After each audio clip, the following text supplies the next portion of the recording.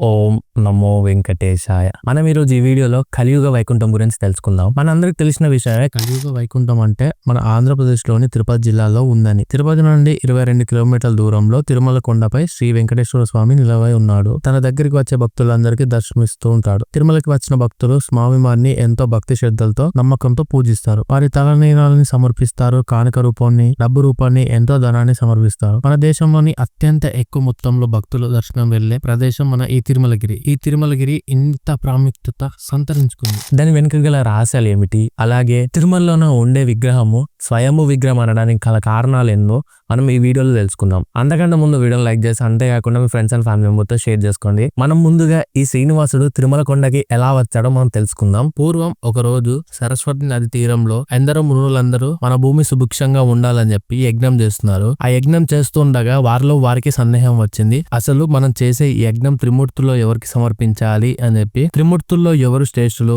అని వారే సందేహం వ్యక్తం చేసుకున్నారు. వారు ఎంత చర్చించుకున్నప్పటికీ ఏకాభిప్రాయానికి రాకపోవడంతో ఆ మునులందరిలో వాళ్ళలో గొప్పవారైన భృగు మహర్షి దగ్గరికి వెళ్లి త్రిమూర్తుల్లో ఎవరు గొప్ప అని తెలుసుకొని రమ్మంటారు. అందుకు భృగు మహర్షి అంగీకరించాడు. భృగు మహర్షి ఆ మునుల్లో అందరిలో గొప్పవాడు, అంతేకాక ధర్మశాస్త్రాలపై గొప్ప జ్ఞానం కలిగిన వాడు. తానే త్రిమూర్తుల కంటే గొప్ప అని భావించి ముక్కోపి ప్రతి చిన్నదానికి కోపం తెచ్చుకొని అందరినీ శపిస్తూ ఉండేవాడు. త్రిమూర్తుల్లో ఎవరు శ్రేష్ఠులు అని తెలుసుకోవడానికి, యజ్ఞ ఫలితం ఎవరికి ఇవ్వాలి అని తెలుసుకోవడానికి భృగు మహర్షి ముందుగా బ్రహ్మదేవుడు ఉండే సత్యలోకానికి వెళ్తాడు. కానీ బ్రహ్మదేవుడు ధ్యానంలో నిమగ్నై భృగు మహర్షి తన దగ్గరికి వచ్చిన విషయం గమనించలేదు. భృగు మహర్షి బ్రహ్మదేవుడిని పిలిచిన బ్రహ్మదేవుడు పలకకపోవడంతో కోపగించుకొని బ్రహ్మదేవుడికి భూలోకంలో పూజలు అందుకునే అవకాశం ఉండదు అని శపిస్తాడు. అందువలన బ్రహ్మదేవునికి మన భూలోకంలో ఆలయంలు కానీ పూజలు చేయడం కానీ జరగదు. ఆ తర్వాత భృగు మహర్షి సత్యలోకాన్ని వదిలి కైలాసానికి వెళ్తాడు శివుని వద్దకు. అక్కడ శివ పార్వతులు భృగు మహర్షిని పట్టించుకోకుండా వారి ఏకాంత సమయంలో నాట్యం చేస్తుంటారు. వారిని భృగు మహర్షి పలకరించిన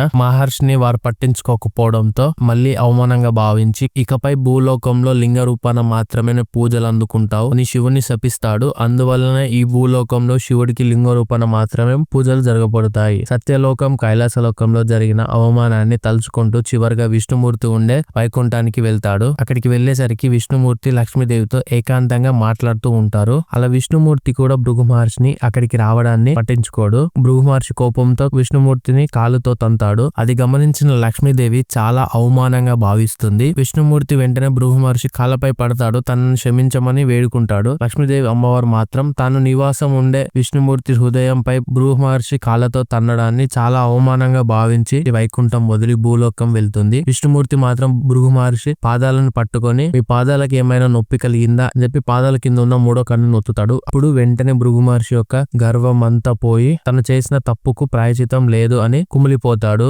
అప్పుడు విష్ణుమూర్తి భృగు మహర్షితో ఇలా అంటాడు, ఇందులో నువ్వు చేసిన తప్పు ఏమి లేదు, జరగబోయే కార్యాన్ని నువ్వు కేవలం సాధనీవి మాత్రమే భృగు మహర్షితో అంటాడు. ఆ తర్వాత భృగు మహర్షి వారు చేసిన యజ్ఞ ఫలితాన్ని విష్ణుమూర్తికి ఇచ్చి అక్కడ నుండి వెళ్లిపోతాడు. ఈ సంఘటనలో విష్ణుమూర్తి శ్రీనివాసుడు అవతారంలో లక్ష్మీదేవి అమ్మవారిని వెతుక్కుంటూ భూలోకానికి వస్తాడు. నేను ఈ వీడియోస్ ని పార్ట్స్ గా డివైడ్ చేస్తున్నాను, ఎందుకంటే చాలా మందికి తక్కువ టైం ఉంటుంది కాబట్టి తక్కువ టైంలో జస్ట్ షార్ట్ అండ్ స్వీట్ గా చెప్పాలని చెప్పి నేను చిన్నగా డివైడ్ చేస్తున్నాను.